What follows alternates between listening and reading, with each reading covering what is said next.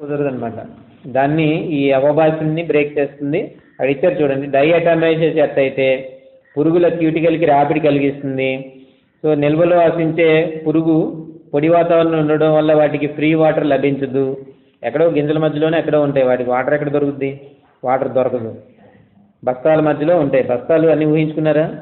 నేనేమనుకుని చెప్తున్నానంటే ఇదొక పెద్ద ఒక ఇది, అదొక పెద్ద ఇది అని నేను చెప్తున్నాను పాఠం. అర్థమైందా? బస్తాలకు చెప్తున్నట్టు ఉంది పాఠం.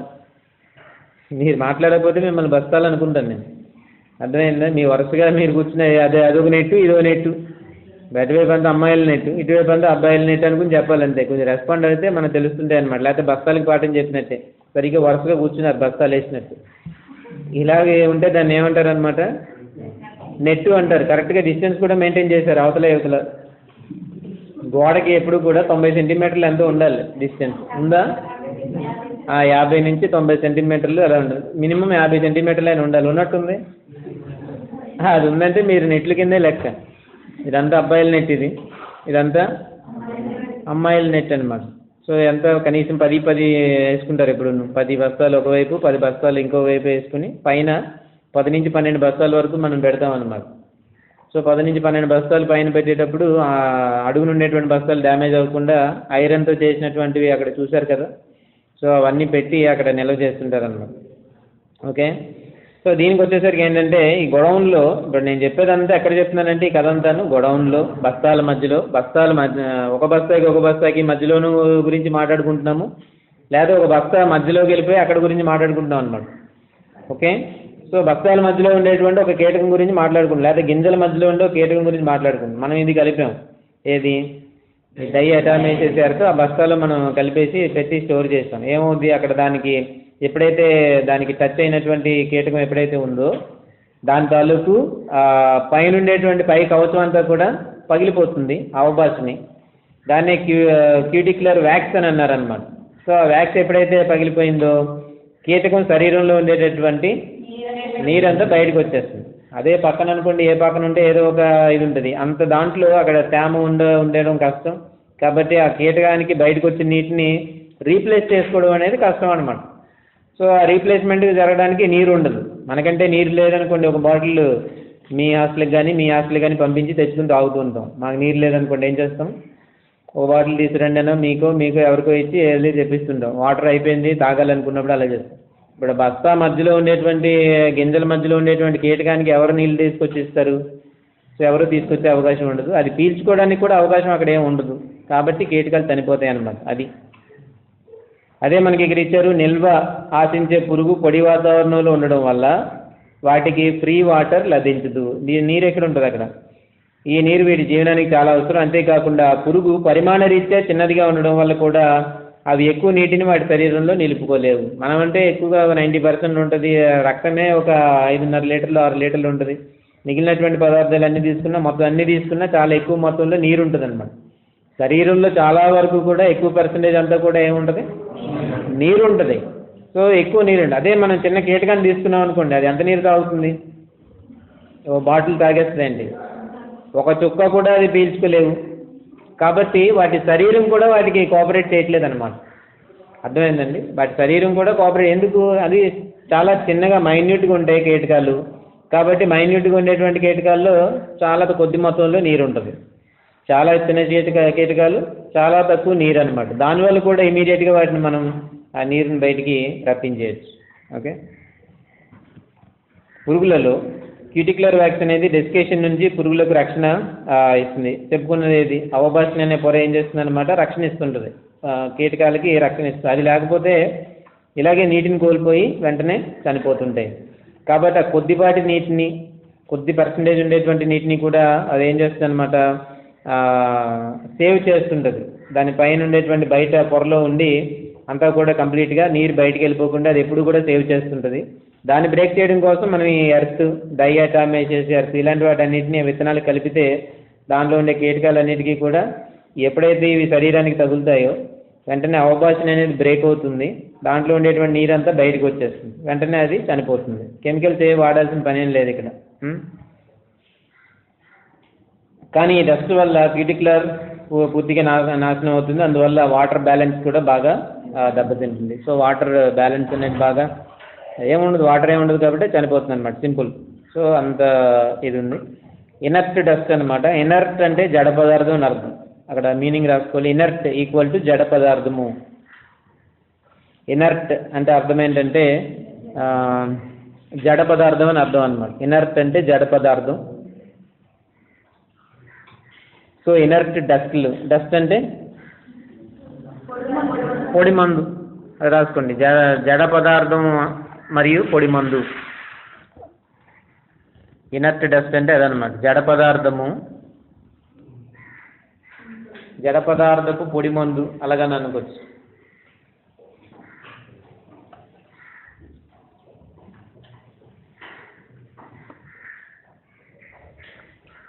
మళ్ళీ ఇక్కడ అదే ఉంది. నీకు నిద్ర రావట్లేదా? నువ్వు ఎంతకు లేచావు? పొద్దున్న 9 వరకు పడుకున్నాను, అయినా నిద్ర వస్తుంది. ఇంకా ఆ పేజీలోనే ఉంది అది, ఇప్పుడు చెప్తున్నటువంటి పేజీలోనే ఉందన్నమాట. ఇదిగో మరి ఏం చేస్తాం? ఏం చేయమంటావు ఫ్రెండ్ అంట. మరి అడ్వైజ్ ఒకటి అలా రాసుకుంటూ ఉంటారు. సో ఆ పేజీ కంప్లీట్ చేయాలనుకున్నాం కాబట్టి లాస్ట్ పాయింట్ ఏంటంటే 7 use of edible oils. Use of edible oils అనమాట. ఎడిబుల్ ఆయిల్స్ అంటే మనం తినడానికి ఉపయోగించేటువంటి ఆయిల్స్ అని. ఆవాల నూనె మరియు వేరుశనగ నూనె అంటలేం చేసుకుండేది. ఆవాల నూనె మరియు వేరుశనగ నూనె 7.5 మిల్లీలీటర్లు కిలో విత్తనానికి పూసినట్లయితే 7.5 మిల్లీలీటర్లు కిలో విత్తనానికి పూసినట్లయితే పప్పు ధాన్యాలను పల్స్ బీటిల్ నుంచి 9 నెలల వరకు రక్షించవచ్చు. సో ఇదన్నమాట ఇంపార్టెంట్ బిట్. అది మొత్తం అంతా కూడా అందులోనే ఉన్నాయి. 2 బిట్స్ వస్తాయన్నమాట. ఆవాల నూనె, వేరుశనగ నూనె. విత్తనాలకు పూసే నూనెలు ఏంటంటే ఆవాల నూనె, వేరుశనగ నూనె. ఎలాగా డోసేజ్ ఏంటంటే 7.5 మిల్లీలీటర్లు కిలో విత్తనానికి పోయాలి. ఈ వేరుశనగ, ఆవాలు వీటిలో వీటి తాలూకు నూనెలు కిలో విత్తనానికి పూసినట్లయితే పప్పు ధాన్యాలను దేనికి పూస్తారు? పప్పు ధాన్యాలకి పూస్తారు.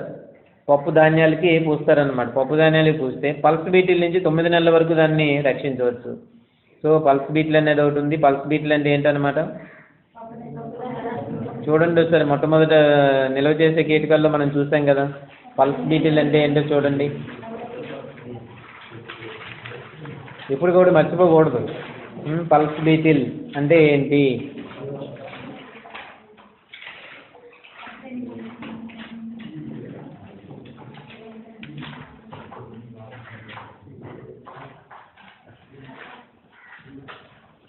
దొరకలేదా ఏంటి? ఏం పేరేంటి?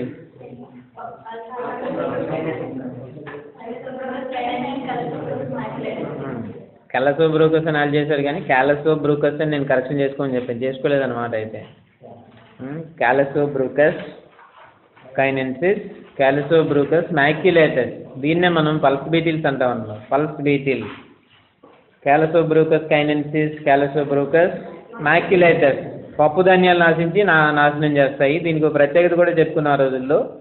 ఈ పురుగులు విత్తనాలను పొలంలో ఆశిస్తాయి, అయినప్పటికీ పురుగులు 1/2 మైల్ దూరం ప్రయాణం చేస్తాయి. సో 1/2 మైల్ ప్రయాణం చేస్తాయి. ఇది 1/2 మైల్ అంటే ఒక 1/2 కిలోమీటర్ లేదా 1/2 కిలోమీటర్ కంటే కొంచెం ఎక్కువ. నిలవ గోదాముల నుండి విత్తనాలను సైతం ఆశించి నాశనం చేయగలవు. సో పల్స్ బీటిల్ అనమాట. ఈ పల్స్ అంటే పల్సెస్ అంటే పప్పు ధాన్యాలు, పప్పు ధాన్యాలు నాశించేటటువంటి బీటిల్స్ ఇవి. అది ఇక్కడ ఇచ్చారన్నమాట. ఏంటంటే ఆవాల నూనె మరియు వేరుశనగ నూనె 7.5 మిల్లీలీటర్లు 1 కిలో విత్తనాలకి పూసినట్లయితే. ఏ విత్తనాలు? పప్పు ధాన్యాలండి బాబు, పప్పు ధాన్యాలే. పప్పు ధాన్యాలకి మనం పూసినప్పుడు ఏమవుతుందన్నమాట, పల్స్ బీటిల్ అనేది 9 నెలల వరకు రాకుండా కాపాడవచ్చు. 9 నెలల పాటు రాకుండా దాన్ని కాపాడవచ్చు అన్నమాట. సో రకరకాల టెక్నిక్స్ ఇవన్నీ కూడా. సో ఇందులో ఇచ్చినవన్నీ కూడా ఏంటంటే కెమికల్స్ కాకుండా ఇతర నాన్ కెమికల్ మెథడ్స్ అన్నీ కూడా మనకి ఇచ్చారనమాట. ఈ క్యూరేటివ్ మెథడ్స్లో, చికిత్సా పద్ధతుల్లో మనకి ఇచ్చినవి ఏంటంటే కెమికల్స్, నాన్ కెమికల్ మెథడ్స్ అని అంటారు. ఇవన్నీ కూడా కెమికల్స్ ఏమీ కాదు. సో అలాగే కాప్రా బీటిల్ గురించి చెప్పారు. అలాగే ఇక్కడికి వచ్చేసరికి ఏంటంటే పల్స్ బీటిల్ గురించి కూడా మనకి చెప్పడం జరిగింది. ఇదన్నమాట. సరే, ఇక్కడ ఆపుకుందాము. మళ్ళీ రేపు చెప్పుకోవడానికి కూడా ఉండాలి కదా కొంచెం.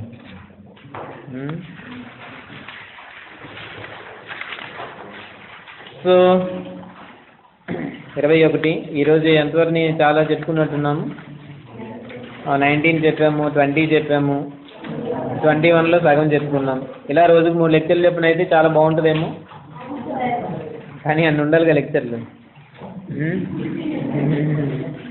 ఇంకా అయిపోయి ఆల్మోస్ట్గా మనకి 22. ఇంకెన్ని ఉన్నాయి? 22, 23, 24, 30 వరకు ఉంటాయి. కానీ అవి ఆర్డర్లు ఉండవు. అవన్నీ ఎంతోసేపు ఉండవు అన్నమాట. సరే అన్నీ అంత సౌండ్ చేయకండి దయచేసి. సో ముఖ్యమైన చాప్టర్లు ఉన్నాయన్నమాట 22. అది రేపు ఎప్పుడు చెప్పుకుందాము. 22 పాట 22 విత్తన శుద్ధి చాలా ముఖ్యమైనటువంటి ఇదన్నమాట. అన్ని రకాల పంటలకు సంబంధించి మనకి పనికి వస్తుంది. విత్తన శుద్ధి ద్వారా తెగుళ్ళ యాజమాన్యం రేపు క్లాస్లో మనం దాని గురించి చెప్పుకోవచ్చు.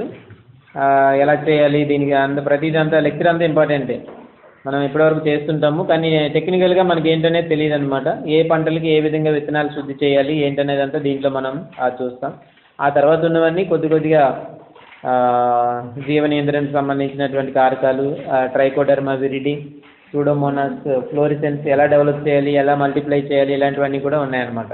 సో కొద్దిగా ఈ వారంలో ఇవన్నీ కూడా తొందరగా ముగించుకుంటే కొంచెం తర్వాత డిస్కస్ చేసుకోవడానికి మనకి టైం కొద్దిగా ఉంటుంది అనమాట. ప్రాక్టికల్స్ అన్నీ పెట్టాలి కదా, అది.